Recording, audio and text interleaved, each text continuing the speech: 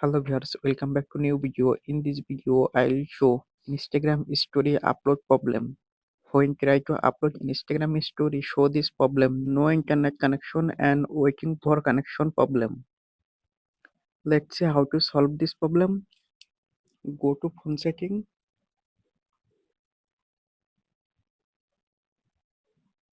scroll down, tap on apps, scroll down, tap on Instagram, click on storage, tap on clear data, tap on delete. Swipe down notification panel, turn on flight mode,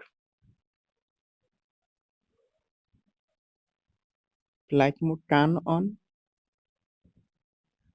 Now go to Instagram app.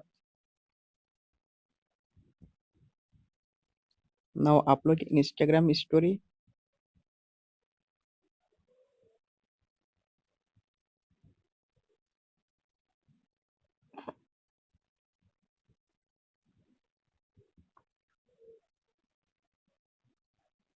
Instagram story upload problem solved. Thanks for watching. Don't forget like and subscribe.